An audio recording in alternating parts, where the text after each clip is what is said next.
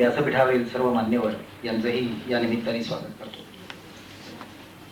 ज्या प्रेरणा प्रकाशनच्या वतीने या पुस्तकाचा प्रकाशन समारंभ या ठिकाणी होतो आहे आणि संवाद होण्याच्या वतीने त्या प्रेरणा प्रकाशनचे कवी अनिल कांबळे हे प्रास्ताविक करतायत. त्यांचा आणि सुभाषचंद्र जाधव यांचा अनेक वर्षांचा परिचय, मुळातले हे उत्तम मित्र आणि प्रेरणा प्रकाशनतर्फे त्यांनी अनेक पुस्तकेही आजवर प्रकाशित केलेली आहेत. जवळजवळ 58 पुस्तकं अनिल कांबळेंनी प्रकाशित केली. त्यातले कविता संग्रह जास्त आहे. अनिल कांबळे हे स्वतः कवी आहेत आणि कविता हा म्हणूनच त्यांचा वीक पॉइंट आहे असं म्हणायला हरकत नाही. पण अशा प्रकारचं हे वेगळं पुस्तक ते पहिल्यांदाच प्रकाशित करतात आणि एखाद्या पुस्तकाचं उत्तम प्रोडक्शन हे त्यांचं खास वैशिष्ट्य असे हे अनिल कांबळे ते या निमित्ताने प्रास्ताविक करतात.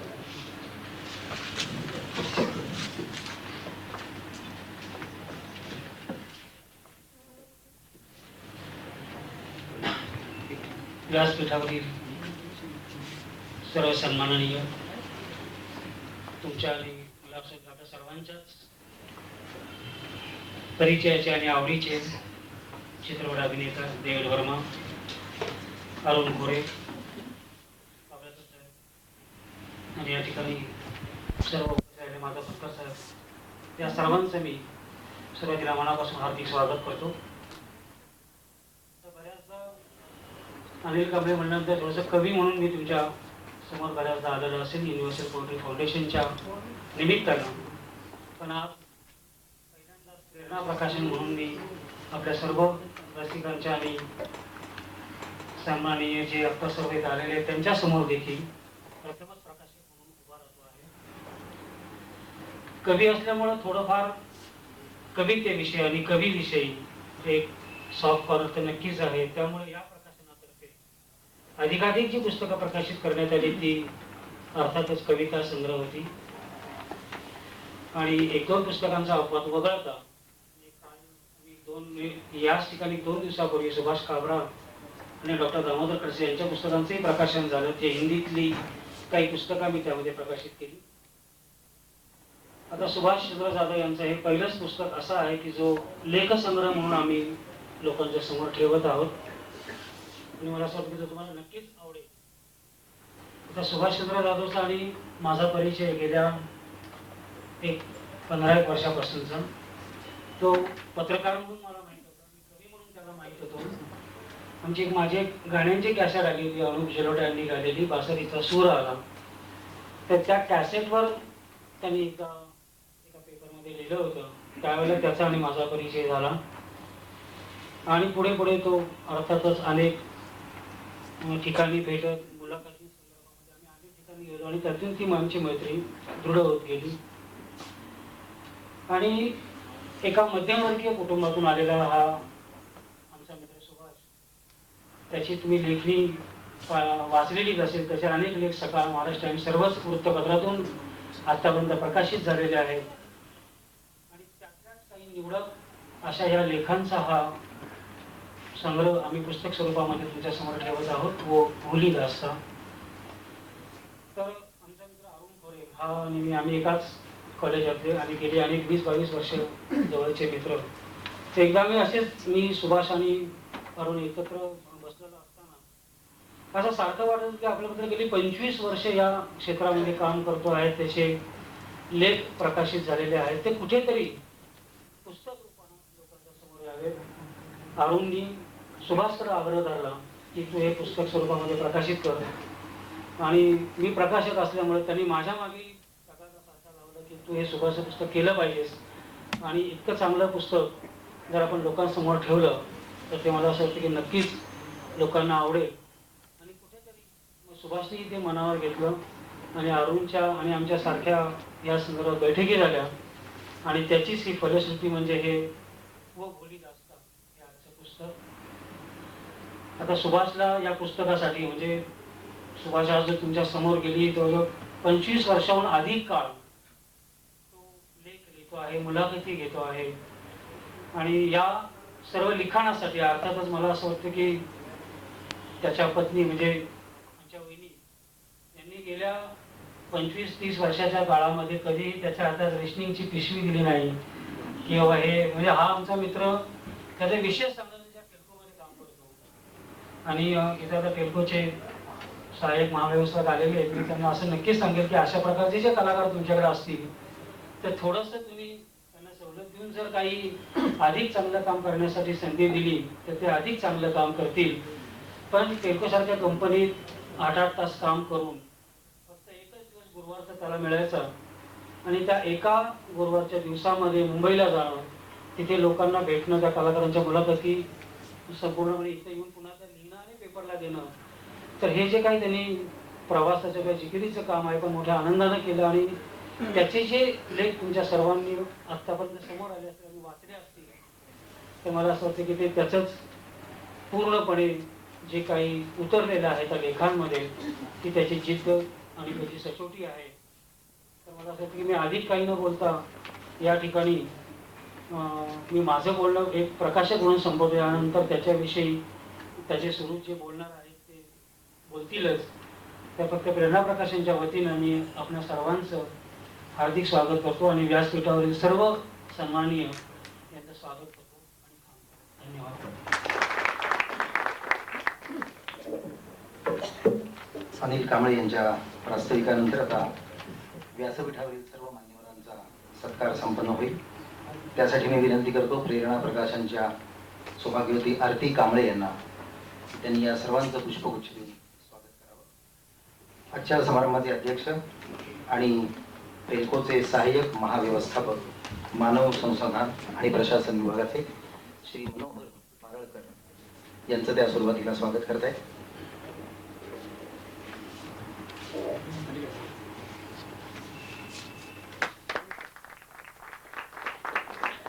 ज्यांच्या हस्ते आजच्या पुस्तकाचं प्रकाशन होणार आहे ते हिंदी चित्रपटसृष्टीतले प्रसिद्ध विनोदी अभिनेते श्री देवेन वर्मा यांचं त्या स्वागत करत आहे. दैनिक लोकमत सोलापूरचे कार्यकारी संपादक श्री अरुण खोरे वक्ते म्हणून उपस्थित आहेत, त्यांचंही स्वागत. आणि दैनिक प्रभातचे संपादक श्री माधवराव खंडकर यांचंही त्या पुष्पगुच्छ देऊन स्वागत. आणि ज्या लेखकाचं पुस्तक आपण या ठिकाणी प्रकाशित करणार आहोत ते श्री सुभाषचंद्र जाधव यांचंही पुष्पगुच्छ देऊन त्यांनी स्वागत करावं.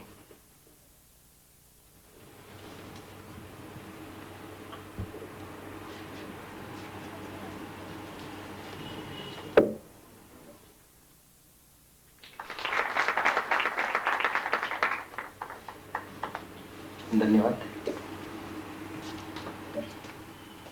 आणि आता प्रत्यक्ष पुस्तकाचं प्रकाशन या ठिकाणी होईल. मी विनंती करतो हिंदी चित्रपटसृष्टीतले ज्येष्ठ आणि प्रसिद्ध विनोदी अभिनेते माननीय श्री देवेन वर्मा यांना की त्यांनी सुभाषचंद्र जाधव लिखित वो भुली दास्तां या पुस्तकाचं प्रकाशन करावं.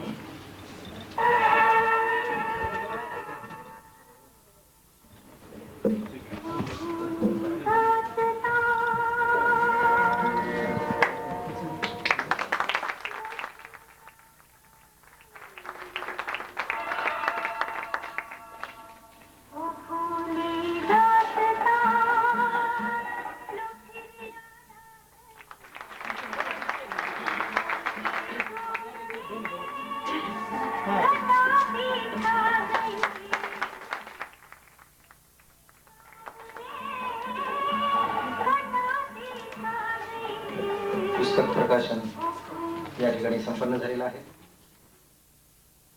हॉल छोटा असल्यामुळे आपल्यालाही ते एकाच वेळा बघता आलं नाही. ते एरवी छायाचित्रकारांना बाजूला व्हा असं आग्रह केला जातो, पण फोटोग्राफर्स विषयी असा निगेटिव्ह अप्रोच योग्य नाही. उद्या त्याची पॉझिटिव्ह आपल्याला बघायला मिळते म्हणून ते आवश्यक आहे. या प्रकाशनानंतर आता आपण लेखकाचं मनोगत ऐकूया. सुभाषचंद्र जाधव हे ज्येष्ठ पत्रकार म्हणून ओळखले जातात आणि सिने कलावंतांच्या मुलाखतींचं आता हे प्रकाशित झालेलं त्यांचं पुस्तक जे पहिलंच पुस्तक आहे. शालेय जीवनात ते उत्तम निबंध लिहित असत आणि त्यांचे वडील चित्रपट शौकीन, असं मला वाटतं फार क्वचितच होत असावं की ज्यामुळे त्यांना हे चित्रपट बघण्याची आवड लागली. आणि ते ज्या शाळेत शिकत होते त्याच्या मागेच 2 चित्रपटगृह होती. आपण अंदाज करू शकतो की त्यांचा मुक्काम नक्की कुठे असेल. त्याच्यातून ते शंकर जयकिशन यांच्या संगीताचे विशेष चाहते आणि मग चित्रपट संगीताची आवड त्यांच्यात निर्माण झाली आणि त्याच्याशी त्यांचे लेखन गुण या दोन्हीचे सूर जमले आणि मग पहिला लेख त्यांनी 1967 साली रसरंगमध्ये लिहिला, तेव्हा ते फक्त 8वी मध्ये होते. मग नंतर ही वाटचाल जी सुरू झाली ती आजवर तितक्याच यशस्वीपणे कायम चालू आहे. तारांगणच्या अभय पटवर्धनांनी त्यांच्यातला लेखक हा जास्त फुलवला आणि अनेकांच्या अभ्यासपूर्ण मुलाखती घेणं हे त्यांचं खास वैशिष्ट्य. कलावंतांच्या खाजगी जीवनात ते कधीही डोकावत नाहीत. जे जाणवतं ते स्पष्टपणे लिहितात, कारण कलाकारामध्ये जो माणूस असतो त्याचा वेध घेण्याचा ते नेहमीच प्रयत्न करतात. महाराष्ट्र सरकारचा गुणवंत कामगार हा पुरस्कारही त्यांना प्राप्त झालेला आहे आणि टेल्को परिवार गृहपत्रिकेतली बस मधील गप्पा हे जे त्यांचं सदर, त्याला मुंबईच्या association of business communication of इंडियाचं उत्कृष्ट सदराचं पहिलं पारितोषिक मिळालेलं आहे. असे हे नामवंत लेखक श्री सुभाषचंद्र जाधव या पुस्तक प्रकाशनाच्या निमित्ताने आपलं मनोगत व्यक्त करतात.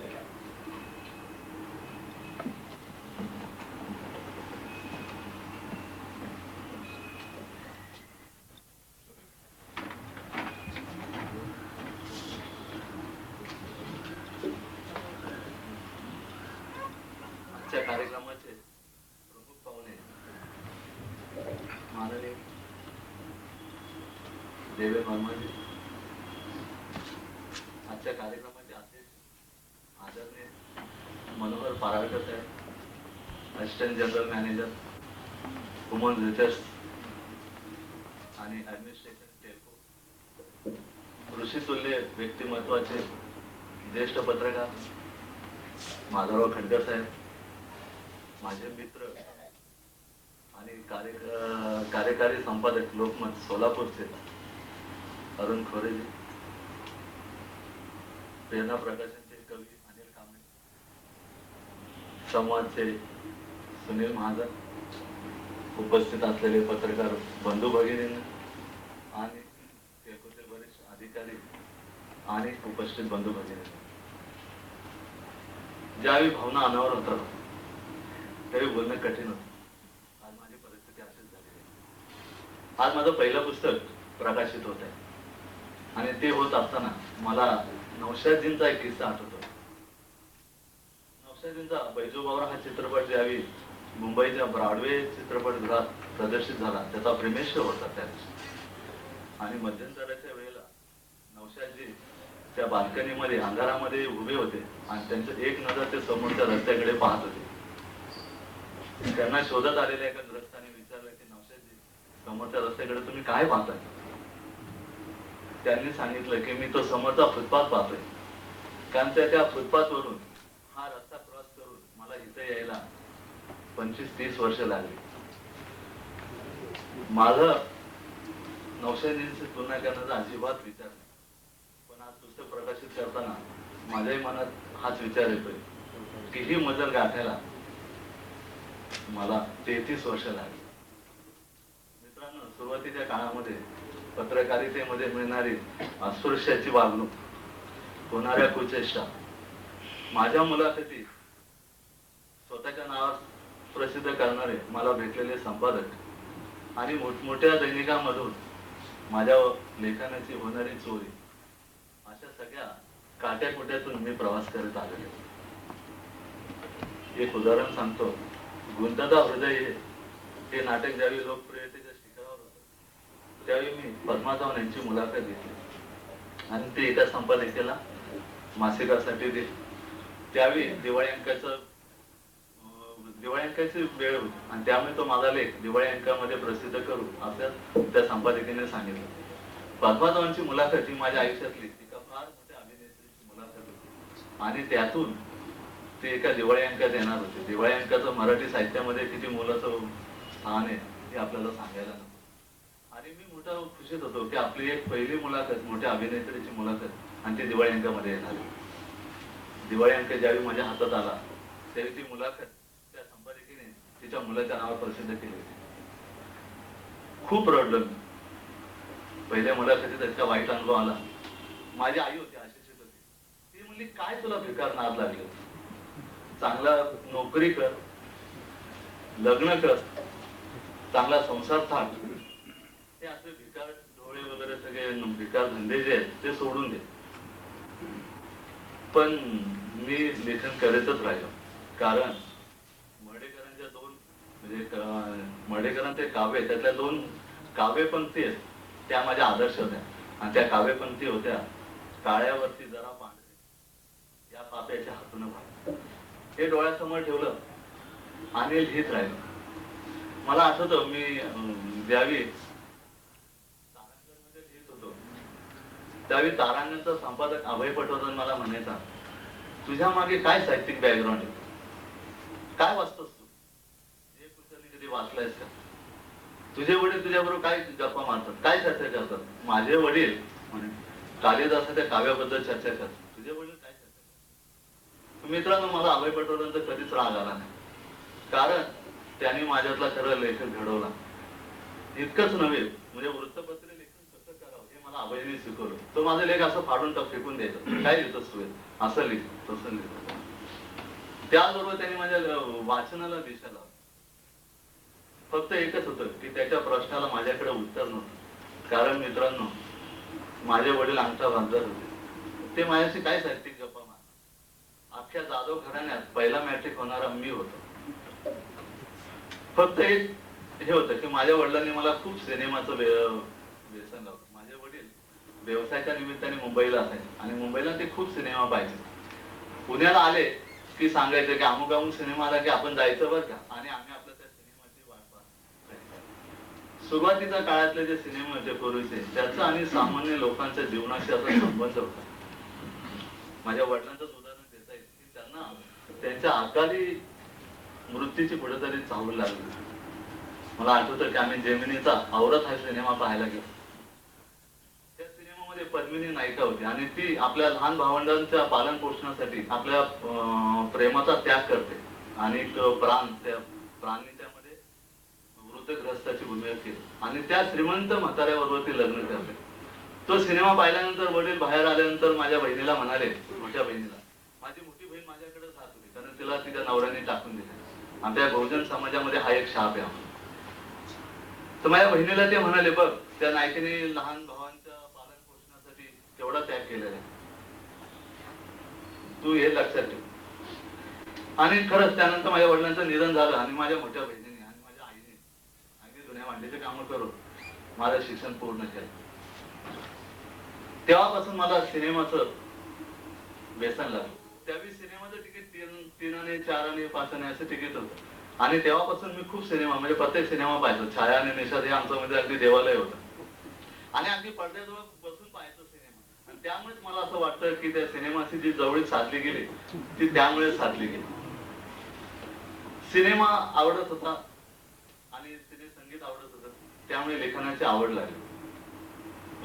आता नोकरांनी सांगितलं की माझा पहिला लेख रसरंग मध्ये 1967 साली प्रसिद्ध झाला. तो लेख होता, अमन नावाचा सिनेमा होता आणि मी शंकर देशपांडेंचा चाहता होता. त्या अमन सिनेमामध्ये गाणं होतं, अमन का फरिश्ता कहा जा रहा है.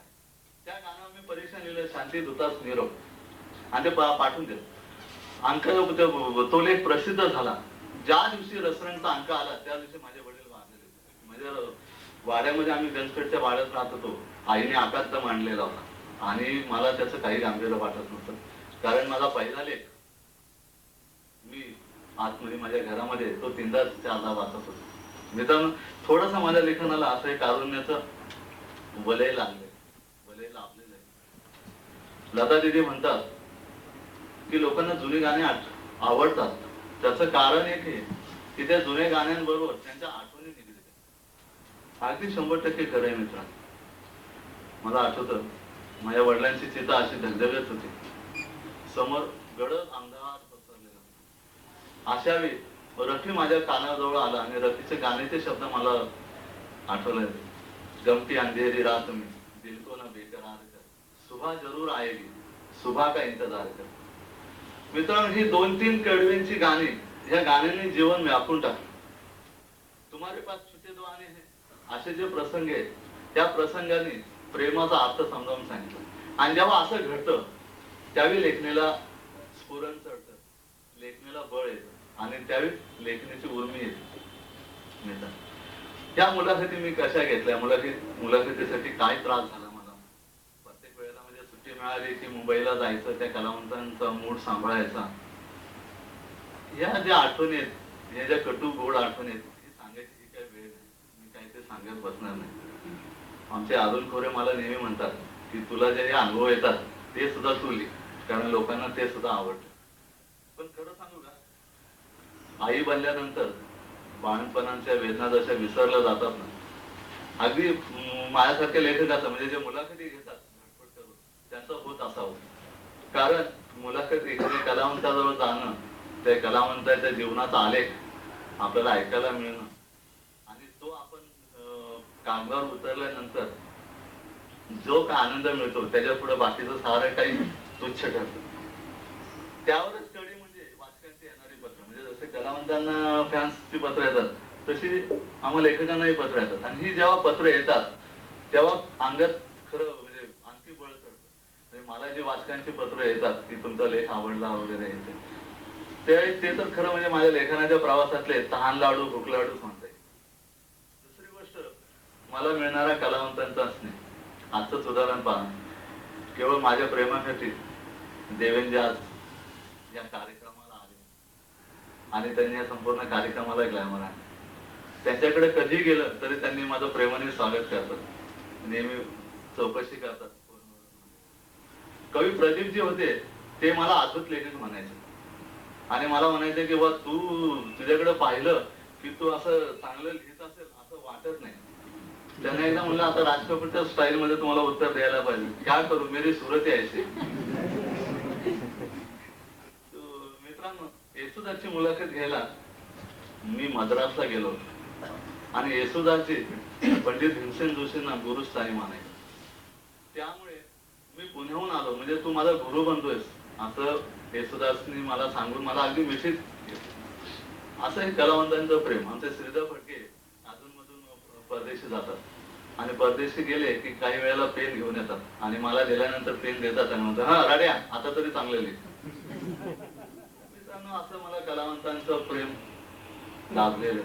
आजच्या माझं पुस्तक पाहून पराडकर साहेबांसारखे मला रसिक वरिष्ठ अधिकारी लाभले. माझं केवढं मोठं सुदे की त्यांनी माझ्या नेहमी लेखनाचं कौतुक केलं आणि नेहमी काही चांगल्या सूचना पण त्यांनी दिल्या. आमचे जे मित्र आहेत अरुण खोरे किंवा माझ्या युनियनचे जे माझ्या पदाधिकारी, आमच्या टेम्पो एम्प्लॉईज युनियनचे जे पदाधिकारी शिवाजी शेळके, सुजित पाटील, एकनाथ कौर यांनी मला सतत किंवा बाकीचे प्रतिनिधी त्यांनी मला सतत प्रोत्साहन दिलेले. आमचा जो शंकरदेसांचा ग्रुप आहे मयूरपंथ नावाने, त्यांचं तर मला सतत प्रोत्साहन लागतं आणि या सर्वांची इच्छा होती की माझं एक तरी पुस्तक यावं आणि आज त्यांच्या या सदिच्छेने माझं आज हे पुस्तक आहे. या पुस्तकासाठी अनेक जणांचा मला सहकार्य लाभलं. म्हणजे आई आजारी असताना सुद्धा प्रसाद संवत्सरकरांनी त्याच्याजवळचे फोटो काढून दिले.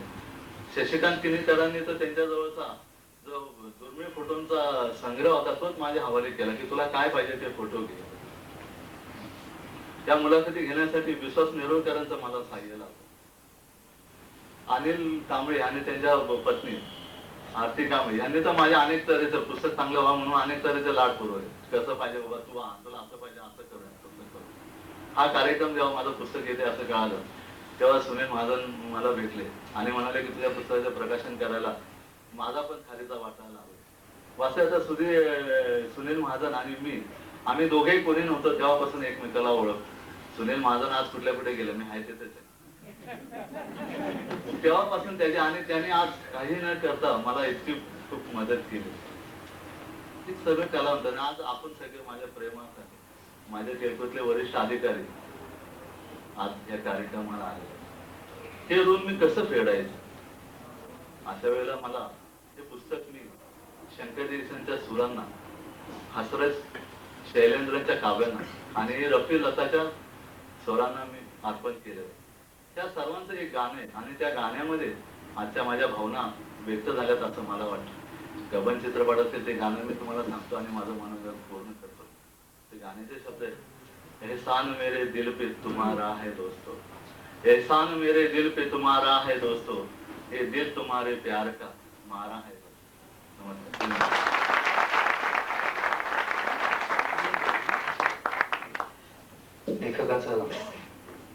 सुंदर असं मनोगत आपण ऐकलं. प्रभात या दैनिकामध्ये सुभाषचंद्र जाधव गेली 15 वर्ष लिहित आहेत. जमाना ध्वनिफितीचा हे कॅसेटचं सदर त्यांचं विशेष त्यातलं लोकप्रिय आहे आणि प्रभातच्या संपादकांकडून त्यांना नेहमीच प्रोत्साहन मिळालेलं आहे, त्यांचं कौतुकही झालेलं आहे.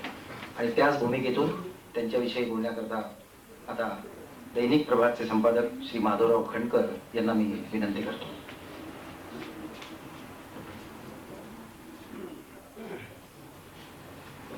उपस्थित बंधूभगिनींना, खर तर मी फक्त आनंद व्यक्त करण्यासाठी इथं आलोय. सुभाष जाधव हे प्रभात मध्ये लिहितात, इतरत्रही लिहितात, कामगार आहेत, तरीही वेळा पाळून मेहनत करून लिहितात. कधीतरी लहानपणी लागलेलं वेळ हे अशा प्रकारे जपणारा, ते फुलवणारा, त्याला शब्दात पकडणारा असा हे कामगार आहे.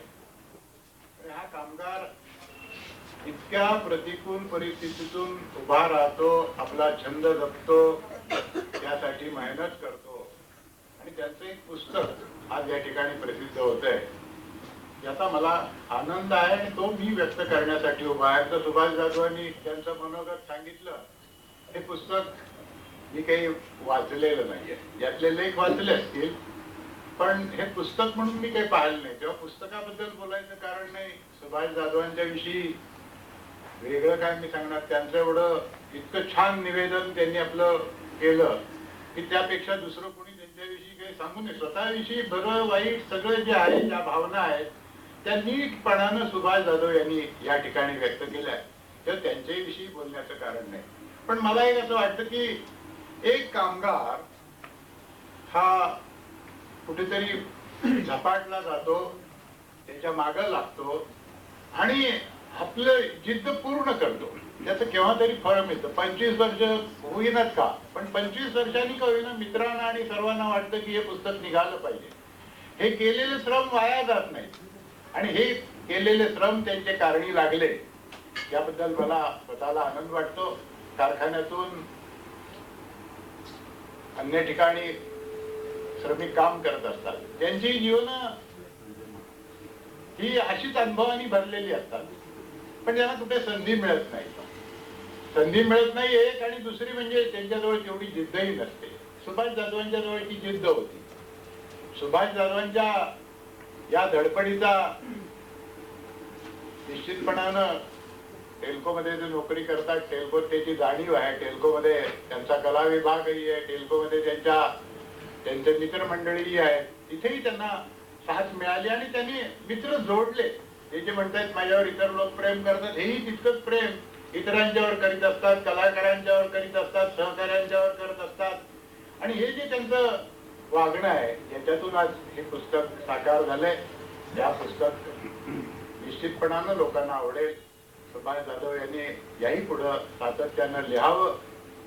अनुभव त्यांचे आहेत, ते खोरे म्हणतात तसं खरंच आहे की त्यांनी ते अनुभव लिहिले पाहिजेत. लोकांना हे कळलं पाहिजे. संपादक किंवा वर्तमानपत्र सुद्धा कुठेतरी अशा लबाड्या करतात, हे कोणाला माहिती असतं. हे जर तुम्हीच सांगायला पाहिजे. आणि हे कोण करणारे हेही कळलं तरी वाईट नाही का, त्यांनी ते लिहावं. आणि आपणही या सर्वांनी हे पुस्तक वाचावं, लोकांना वाचायला सांगावं. सुभाष जाधव यांचं मी मनापासून अभिनंदन करतो आणि आपल्याला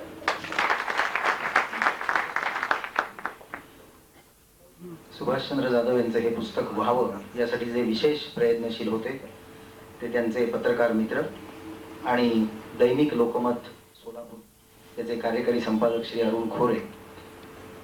त्यांनी या पुस्तकाच्या साठी जाधवांच्या तर ते मागे लागलेच होते, पण प्रकाशक अनिल कांबळे यांच्याही ते मागे लागले होते. आणि ती सर्वात अवघड गोष्ट होती.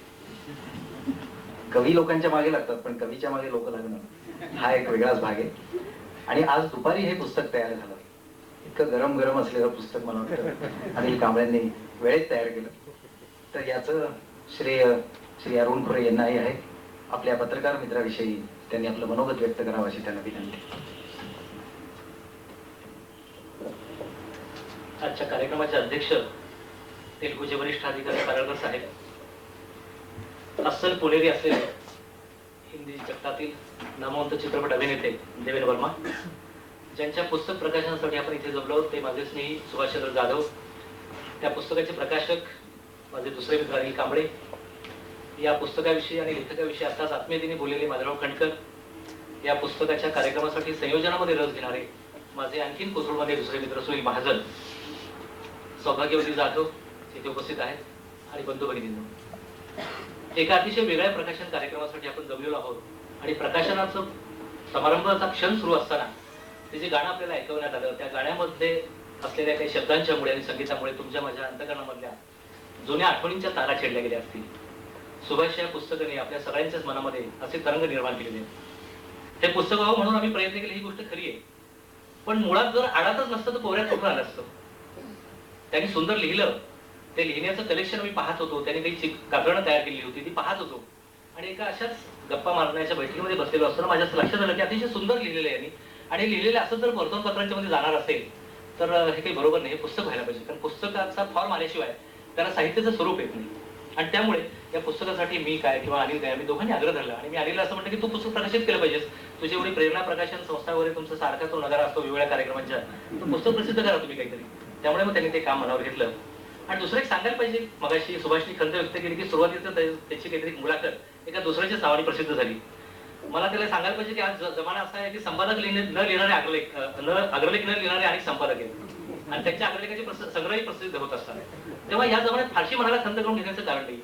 आपण समाजातली ही सगळी वास्तविकता स्वीकारून आपल्याकडे जे चांगलं आहे ते समाजापुढे संकलित रूपाने समोर मांडायला काहीच हरकत नसते. अतिशय सुंदर पद्धतीने सुभाषने या मुलाखती घेतल्या. या पुस्तकाच्या मुलाखतींचा जो फॉर्म आहे हा अतिशय अनौपचारिक आहे, हा अतिशय जवळ जाणार आहे. म्हणजे मुकरी असेल, मेहमूद असेल किंवा निरुपा रॉय असतील किंवा अन्य कोणी अभिनेते असतील, श्यामासारखी अभिनेत्री असेल, या सगळ्यांच्या बरोबर बोलण्याची त्याची जी ढब आहे, जी शैली आहे, त्या शैलीमध्ये एक विलक्षण संवादी स्वरूप आहे, त्याला एक सुसंवादाचा एक भाग आहे. मला आठवतंय की या मुलाखती घेताना किती त्रास होतो. मी पत्रकार म्हणून या मुलाखतींचा अनेक वेळा कार्यक्रम पाहिलेला आहे आणि अनेक वेळा असं होतं की जर संवाद नसेल ना तर मुलाखत होते तुमची पण ती मनासारखी उतरत नाही. अनेक वेळा मला आठवतंय, अनेक वेळा ज्याचा उल्लेख सुभाषने त्याच्या पुस्तकात केलाय, अनंत पाटणकर, ते मित्र आमचे वारले काही वर्षांपूर्वी. तर मी आणि पाटणकर एका सिनेमा प्रवणीचं आमच्या दैनिकासाठी काम करत असताना काही वर्षापूर्वी उषा किरणची मुलाखत घेण्यासाठी मुंबईला गेलो होतो. आणि माझ्या असं लक्षात आलं की ते मुंबईमध्ये पालील मधले आणि बांद्र्याचा जो पालील आहे, तो पालीलचा जो परिसर आहे सगळा, तो नामवंत अभिनेत्यांच्या बंगल्यांनी भरलेला आहे. दिलीप कुमार असेल, उषा किरण असतील, वेगवेगळे नट नट्या, याची सगळी नावं, राजेंद्र कुमार, ती सगळी जुनी नावं अशी बघितल्यानंतर पालील बांद्रा. पूर्वी ते आम्ही बांद्रामध्ये ते 25 पैशांचं 40 पैशांचं पुस्तक घ्यायचो, फिल्मी कलाकारों के पत्ते, त्यात मॅक्झिमम पत्ते हे पालील बांद्राचे असायचे. आणि मला आठवत आहे की मी आणि पाटणकर आम्ही हिंडतोय कोणाचा बंगला सापडतोय काय. मग मला पाटणकर म्हटले की अरे म्हटले दिलीप कुमारच्या बंगल्याच्या समोर उषा किरणचा बंगला आहे, तेव्हा आपलं तिथे जायचंय. आम्ही गेलो, मुलाखतीची वेळ ठरलेली होती. सांगायचं होतं असं की इतकं वेगळं जग असतं प्रत्येकाचं, प्रत्येकजण आपल्या आयुष्यामध्ये रमलेला असतो, आपल्या आयुष्यात काही वेगळे प्रश्न असतात आणि आपल्याला असं ती पडद्यावरची फक्त छबी दिसत असते. आणि अंतःकरण मोकळं करण्याची जी प्रक्रिया असते ती प्रक्रिया या मुलाखतीच्या संवादी स्वरूपामध्येच होऊ शकते. जर औपचारिक मुलाखत असेल त्यात होत नाही.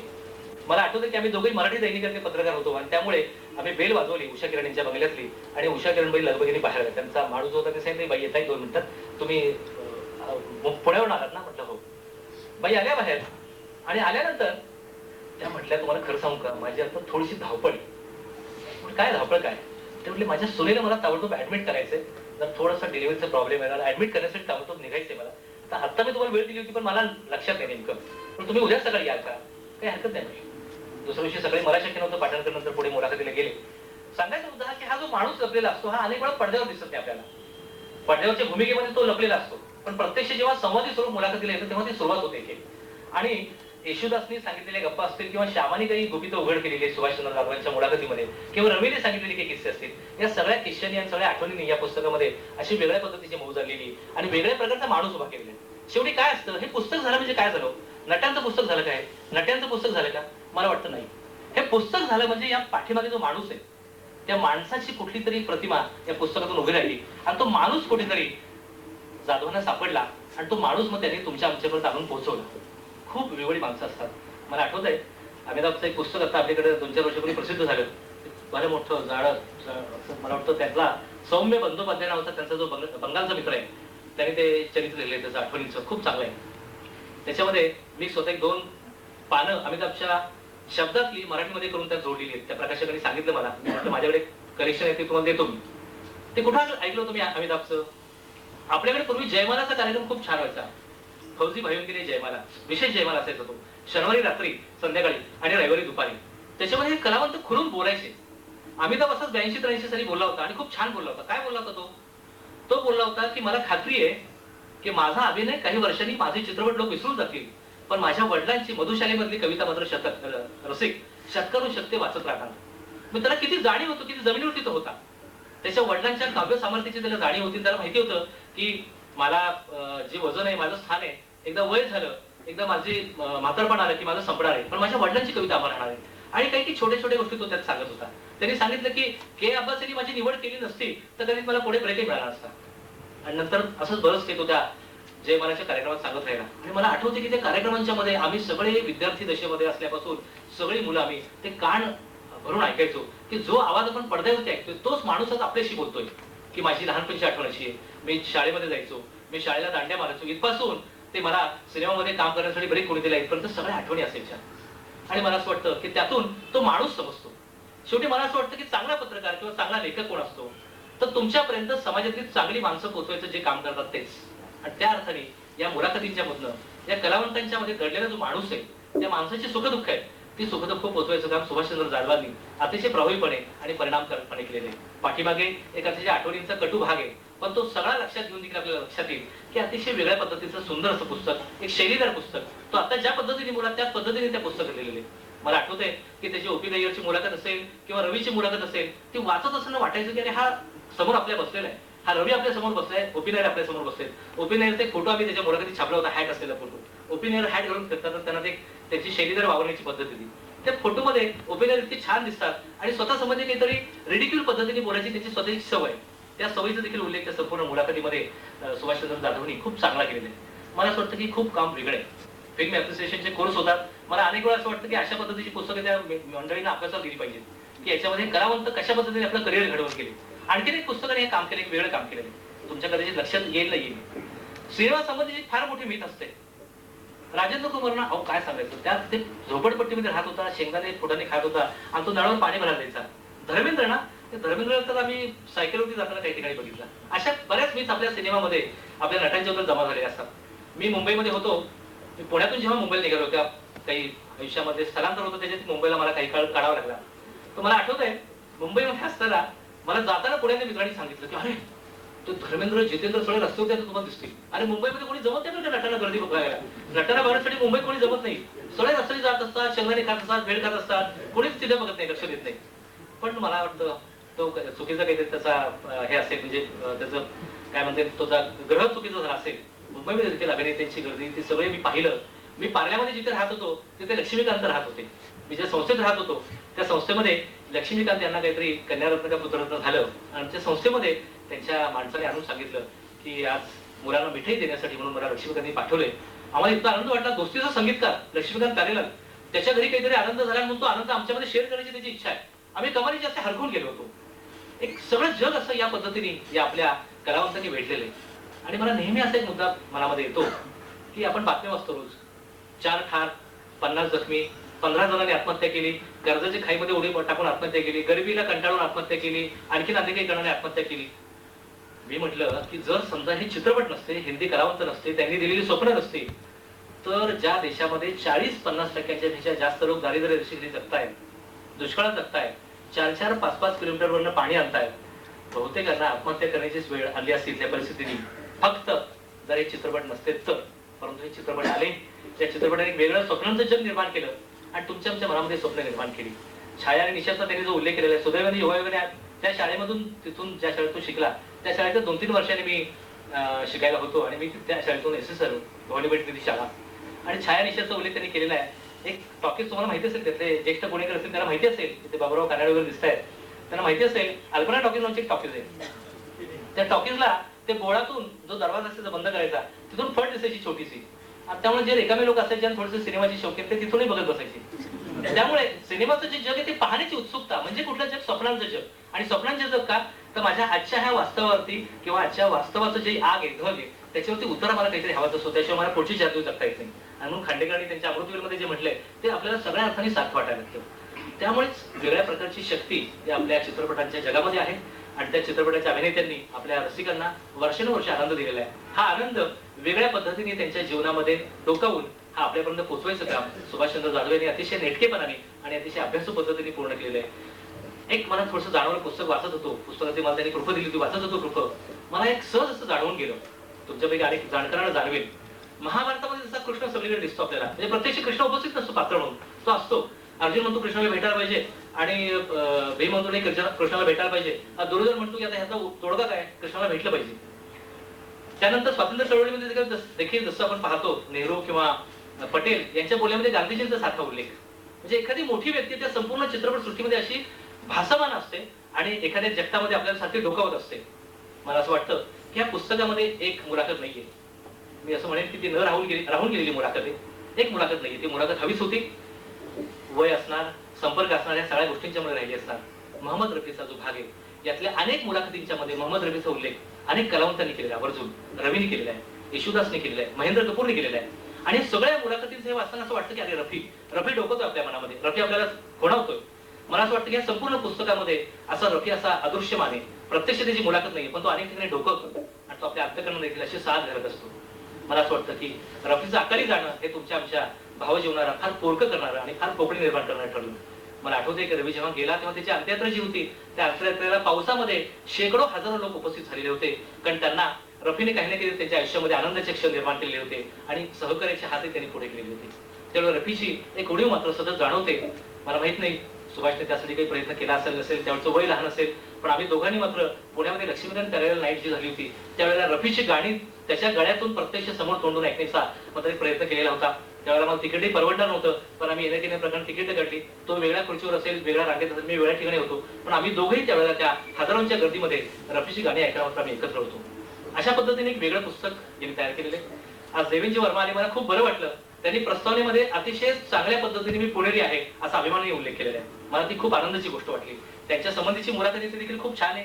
त्यांचं अतिशय रुजू व्यक्तिमत्व, अतिशय आपुलकीने ओसंडणारं व्यक्तिमत्व आपण अनेक चित्रपटात पाहिलेलं आहे आणि हा अतिशय चांगला दिलदार आणि दर्दी अभिनेता त्या कार्यक्रमाला येतोय, स्वतःला पुणेकर म्हणतोय, याचा माझ्यासारख्या अनेक मित्रांना आनंद आहे आणि आम्हाला असं वाटतं की त्यांचं आगमन हे निश्चितच आपल्याला सुखकारक ठरेल यात शंका नाही. सुभाषने एक अतिशय चांगलं पुस्तक काढलं. अनिल कांबळे यांनी त्या पुस्तकाला प्रकाशनाचं कोंदण दिलं. त्यांच्या पत्नीने याच्यामध्ये खूप रस घेतला. सौभाग्यवती जाधवांचा उल्लेख केला पाहिजे, कारण ह्या बैठका त्यांच्या घरी व्हायच्या आणि नुसतं चहापान नाही मंडळी, 3-4 तास थांबत म्हणजे जेवण होतच की. त्यामुळे त्या सगळ्याचा एक वेगळा कौटुंबिक त्रास त्यांच्याला झालेला आहेच, त्यांनी तो सहन केलेला आहे. पारकर साहेबांचा उल्लेख अनेकांनी केला की त्यांनी अतिशय काटेकोरपणे म्हणजे त्यांचं कौतुक केलं आणि त्या शिस्तीत त्यांनी ते सगळं काम केलं. मला असं वाटतं की पारकर साहेब याचा अधिक कदाचित चांगला विचारही पुढच्या काळामध्ये करू शकतील आणि चांगली जबाबदारी त्यांच्यावर सोपवू शकतील यात शंकाच नाही. या पुस्तकामुळे एक चांगला लेखक निर्माण झालेला आहे. वेगळा लेखक, मराठी चित्रपटांच्या सृष्टीच्या संबंधातलं लिहिणारा एक वेगळा माणूस इथं आलेला आहे. या माणसाचं या नव्या लेखकाचं आपण स्वागत करूयात. जवळपास 33 वर्ष हा माणूस लिहितो आणि 33 वर्षांनी हे पुस्तक येते. मला असं वाटतं की याच्यासारखी वेगळी तपश्चर्या दुसरी कोणती नसेल. त्याचं मी मनपूर्वक अभिनंदन करतो. या पुस्तक प्रकाशनासाठी देवेंजी वर्मा आले, त्यांनाही धन्यवाद देतो की त्यांनी अतिशय आपुलकीने हृदयभाव त्यांच्या प्रस्तावनेमध्ये व्यक्त केलेला आहे. त्यांची मुलाखत अशी वाचण्यासारखी आहे. बऱ्याच वर्षापूर्वी आपल्याला ते बऱ्याच आपल्या मित्रमंडळाला माहिती की अशोक कुमारचे जामात म्हणून आपल्या सगळ्यांचा परिचय होता. ते स्वतःही चांगले अभिनेते आहेत, आपण पाहतो.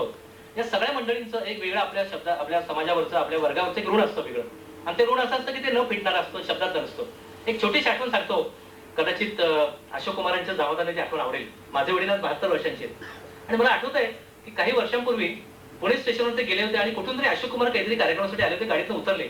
माझे वडील जुन्या जवळचे असल्यामुळे त्यांच्या चित्रपटाचे शौकीन. वडिलांनी त्यांना कागद सापडला नाही, त्यांना अशोक कुमारांची सही पाहिजे होती. त्यांनी पटकन खिशाचा कुठेतरी कागद काढला आणि अशोक कुमारांची सही घेतली. तुम्हाला सांगतो 3 दिवस मला ते सही दाखवत होते. अरुण, अशोक कुमारांची सही घेतली, अशोक कुमारांची सही माझ्या खिशात आहे. मला सांगतो हा जो आनंद ह्या कलावंतांनी दिलेला आहे, हा जो आनंद असतो हा न संपणारा असतो आणि त्यामुळेच आपल्या आजच्या दुःखावरती मात करण्याची, पुढे जाण्याची शक्ती आपल्या सगळ्यांना मिळते. हा आनंद देणारे लेखक सुभाषचंद्र जाधव, हे पुस्तक आपल्यापर्यंत पोहोचवणारे प्रकाशक अनिल कांबळे आणि या पुस्तकातला आनंद देणारे कलावंतांच्या पैकी एक असलेले इथे देवेंद्र वर्मा यांचं मनपूर्वक अभिनंदन करतो आणि थांबतो.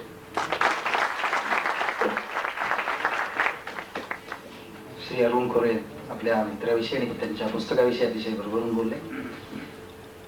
हिंदी चित्रपट सृष्टीत विनोदी अभिनेत्यांमध्ये स्वतःचं वेगळं स्थान निर्माण करणारे आणि ज्यांची विनोदाची ही वेगळीच शैली आपण सगळेजण नेहमीच अनुभवतो. कारण कोणताही त्याच्यासाठी शारीरिक अंगविक्षेप न करता त्या भूमिकांना अनुसरून जे स्वाभाविक अभिनय करतात असे आजच्या समारंभाचे प्रमुख पाहुणे आणि ज्येष्ठ विनोदी अभिनेते श्री देवेन वर्मा यांना मी आता विनंती करतो की त्यांनी या निमित्ताने आपलं मनोगत व्यक्त करावं. त्यांच्याविषयीची बाकी माहिती सर्व रसिकांनाच आहे, पण 2 गोष्टी मुद्दाम सांगायला पाहिजेत. ते स्वतः उत्तम कवी आहेत आणि उत्तम पेंटिंगही करतात.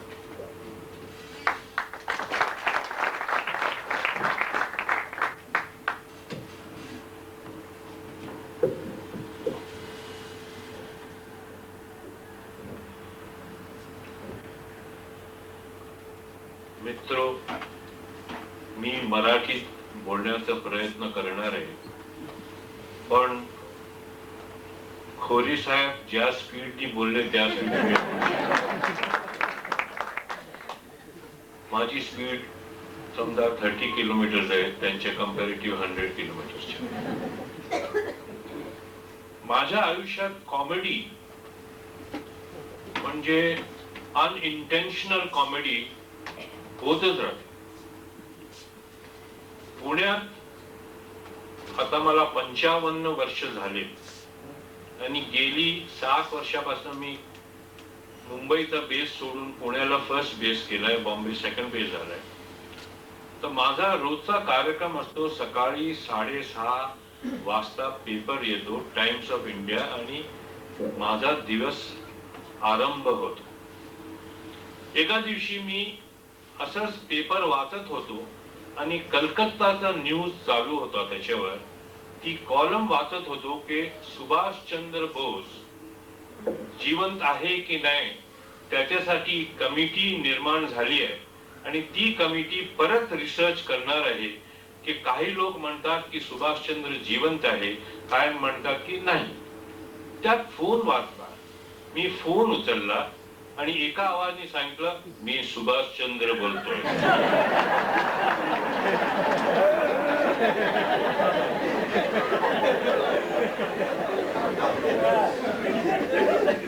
मी म्हंटल कुठनं बोलता तुम्ही? मी पुण्याहून बोलतो. अच्छा, काय काम आहे? म्हणजे मी सुभाषचंद्र जाधव जर्नलिस्ट आहे. तुमचा फोन नंबर मला सतीश वागडेने दिलाय, मला एक मुलाखत घ्यायची.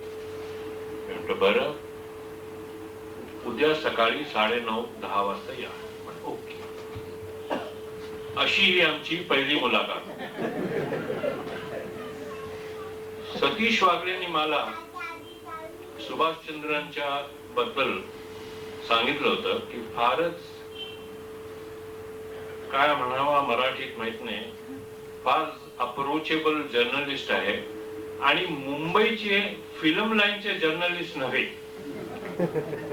तर मी म्हणलं बरं, फिल्म लाईनचे नव्हे, मी त्याला मुलाखत देतो. सुभाषचंद्रांना पाहिलं आणि इंडस्ट्री 38 इयर आहे माझा, हा 38वा वर्ष. आणि चिकार लोकांना मी भेटलोय. चिकार म्हणजे दिवशी समजा average 100 people while you are working, वेगळे वेगळे लोक भेटतात आणि काय एक इंट्युटिव्ह पॉवर कल्टिवेट होते का हा मनुष्य चांगला आहे का हा मनुष्य वाईट आहे का हा मनुष्य चालू आहे, हा मनुष्य ऍक्टिंग करतोय, हा फार काहीतरी मला लपेटायला बघतो, टोपी घालायला बघतो. तर सुभाषचंद्रांना भेटलो तर माझे इंट्युटिव्ह पॉवर म्हणाले नाही, हा मनुष्य चांगला आहे.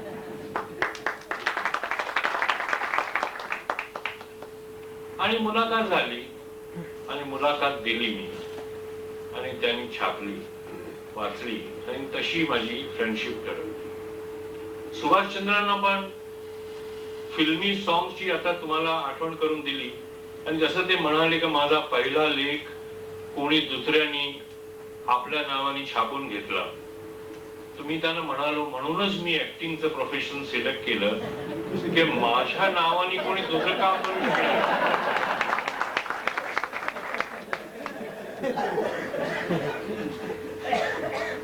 तर ते जसे म्हणाले तशी माझी पण रुची कवितामध्ये आणि फिल्म सॉंग्स मध्ये आहे. फिल्मचे सॉंग्स आपण ऐकतो आणि डिसमिस करतो. एक गाणं ऐकलं बस. पण कधी त्याच्यावर विचार केलाय का, गंभीर विचार? साहिल लुधियानवीने एक गाणं लिहिलं होतं, मैं जिंदगी का साथ निभाता चला गया, हर फिक्र को धुएं में उडाता चला गया. आता डायरेक्टरनी धुवा उडवणं म्हणजे सिगरेट दाखवली की सिगरेट केली आणि त्याच्यात उडवलं. म्हणजे काय, सिगरेटची ऍडव्हर्टिजमेंट करायला ते गाणं लिहिलं नव्हतं. धुएं में उडाता चला गयाचा मतलब होता मी त्याला जाळून टाकलं. Like a funeral is finished, हर फिक्र को धुएं में उडाता चला गया. प्रत्येक इंडिव्हिज्युअल मध्ये, प्रत्येक माणसात, प्रत्येकच्या डोक्यात एक लाईन आहे. ती लाईनच्या वरती आनंद आहे, ती लाईन खालती गेले तर दुःख आहे. ती एक लाईन आहे आपल्या. माझी लाईन वेगळ्या वेगळ्या टाइमला सुख देते, दुःख देते. ती एक लाईन आहे आणि ती लाईन मिटवूया म्हणून साहिल लुधियानी त्या गाण्यात लिहिलंय, गम और खुशी में फर्क न महसूस हो जा. एक फर्क है, ते डिफरेंस है दुख आणि सुख. गम और खुशी में फर्क न महसूस हो जहां, मैं दिल को उस मकाम पे लाता चला गया. यानी जब दिल को आप परमानंद में ले आते हैं कि किसी भी चीज से ना तो आपको आनंद हो रहा है और ना तो आपको दुख हो रहा है. ये लाइन उन्होंने सहज गाने में लिख ली. लोग गा लेते हैं गाना, गम और खुशी में फर्क न महसूस हो जहां. उसकी हर लाइन में ऐसे बहुत से कवियों की लाइनें हैं जिनको अगर आप सीरियसली एनालाइज करें तो उसमें बहुत फिलोसॉफी है. अंग्रेजी गानों में, माफ कीजिएगा, वो नहीं है. अपने छोटे छोटे गानों में भी, छोटी पिक्चरों के गानों में भी फिलोसॉफी है ऑलवेज. लेकिन हम क्योंकि पिक्चर में विजुअल होता है, म्यूजिक होता है, धमाधम होता है, उस पोएट को नहीं देखते. नीदा फजली की एक कपलेट है कि क्या कपलेट में साहब किया.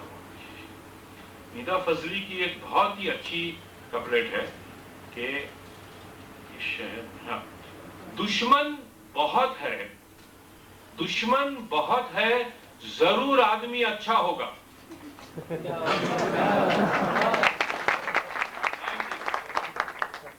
दुश्मन बहुत है, जरूर आदमी अच्छा होगा, वो भी मेरी तरह शहर में तन्हा होगा. तो अगर आप तन्हा रहे और कुछ भी रहे तो आप अपनी जुस्तजू कायम रखिए. Don't give it up. क्योंकि कला ही सिर्फ एक ऐसा क्षेत्र है कि जिसमें क्वालिफिकेशन एजुकेशनल नहीं होती. मैं उनको गाड़ी में बता रहा था कि भाई मेरे प्यून में भी अगर टैलेंट होगा और कल को बहुत अच्छा कॉमेडी करेगा, उसको एक पिक्चर मिल जाएगी, हिट हो जाएगी, वो 20 पिक्चर करेगा, उसको पैसे बहुत मिलेंगे, लेकिन उसके साथ कल्चर वो अपने प्यून का ही लाएगा. वो उसका कल्चर, उसका बिहेवियर की पैटर्न जो है वो जिस बैकग्राउंड में बेचारा बड़ा हुआ उसकी है. तो कला का तो कोई ये नहीं, आपको चार्टर्ड अकाउंटेंट बनना है तो सीए बनिए, डॉक्टर बनना है एमबीबीएस बनिए, कलाकार बनना है तो क्या कीजिए. तो अगर आपको राइटर बनना है तो भले आप टेलीकॉम में काम कीजिए, आपको कोई नहीं रोकेगा. यानी कला का क्षेत्र जो है वो, मैं यही कहता हूं कि जिसमें थोड़ा सा भी है उसको रोक के मत रखिए, उसको बांटिए. कला, टैलेंट, ये सब ईश्वर का दिया हुआ प्रसाद है. आपको उस प्रसाद को आपको जनता में बांटना चाहिए. और ऐसा ही एक प्रसाद आज इस किताब के प्रकाशन में बांटा गया है. मैं चाहता हूं कि आप सब इस प्रसाद का आनंद लें और उनको आशीर्वाद दें भविष्य की सफलता का. धन्यवाद.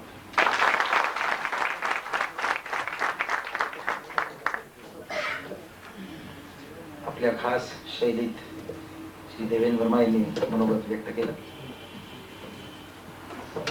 जे सुभाषचंद्र जाधव यांचे टेल्को मधले वरिष्ठ अधिकारी आहेत आणि आजच्या कार्यक्रमाचे अध्यक्ष, ज्यांना साहित्य संगीताची उत्तम जाण आहे, आपल्या हाताखालच्या सहकाऱ्यांच्या कलागुणांना जे आवर्जून चालना देतात, प्रोत्साहन देतात आणि टेल्को कामगारांचं साहित्य संमेलन भरवण्यातही पुढाकार घेतात, टेल्को कलासागरचेही ते चिटणीस आहे.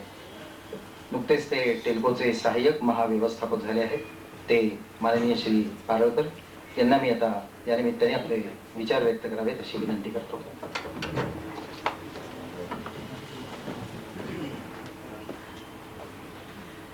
अरुण खोरे त्यांच्या भाषणाच्या आधी मला असं सांगतात की लेखक आणि कवींना टेल्कोत काही संधी देणार का?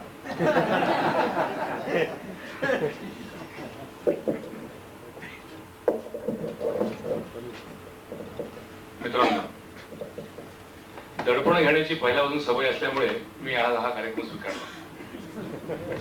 एकीकडे माधवरावांसारखे ज्येष्ठ संपादक की ज्यांच्या समोर आपण नतमस्तक होऊन बसावं, अशांच्या खुर्चीला खुर्ची लावून बसण्याचा योग घ्यावा यावा, त्यावेळेला मला वाटतं आपण नम्र व्हावं.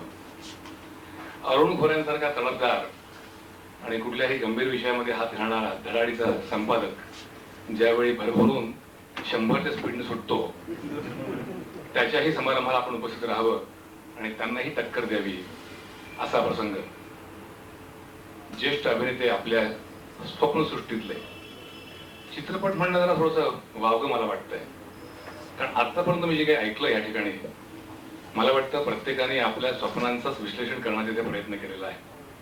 आणि म्हणून आमच्या स्वप्नांचे शिल्पकार देवेनजी, या पुस्तकाचे लेखक आणि माझे सहकारी सुभाषचंद्र जाधव, या पुस्तकाचे प्रकाशक श्रीयुत अनिल कांबळे, सुद्धा कवी आहेत, उत्तम जाणतन आहेत.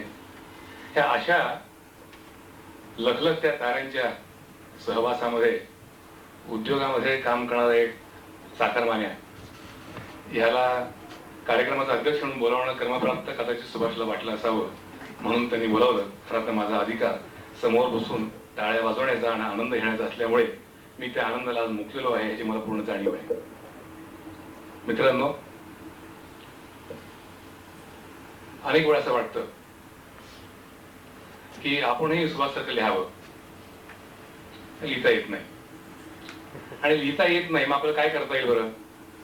मग आपण प्रोत्साहन द्यावं. कारण आपल्यापैकी अनेक जण आपण प्रेक्षकांच्या गॅलरीमध्ये बसूनच आयुष्यभर आनंद लुटत असतो. आणि हे जर प्रेक्षक नसते तर लेखणी किंवा वाणी किंवा स्वतःची प्रत्यक्ष अदाकारी ह्याला कुठल्याही प्रकारच्या परिश्रमांचा उत्कर्ष गाठता आला नसता, ह्याचं माझं वैयक्तिक मत आहे. भक्त आहेत म्हणून गुरु आहेत, भक्त आहे म्हणून देव आहे, भक्त आहे म्हणून बुवाबाजी पण चालते. आणि म्हणूनच आपल्यासारखे रसिक श्रोते जर नसते, वाचक किंवा कानसिन सगळे, तर कदाचित सगळ्या अष्टपलकलांना जाणीवपूर्वक न्याय मिळाला नसता, याची मला पूर्ण जाणीव आहे. आणि म्हणून आज ह्या निमंत्रण अत्यंत मोठं दडपण सुद्धा स्वीकारण्याचं धाडस मी केलं, याला कारण माझा मित्र सुभाषचंद्र जाधव. सुरुवातीला उल्लेख झाला अनिल कांबळेंच्या भाषणामध्ये, आणि नंतर खोऱ्यांनी नुरकरांना सूचना केली.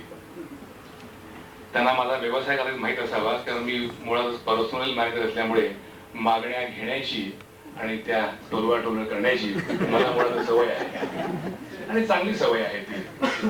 कारण जी गोष्ट हवीशी वाटते ती द्यावीच असं नाही, बरोबर आहे. आणि जी गोष्ट पाहिजे असते ती लोकांना नको असते.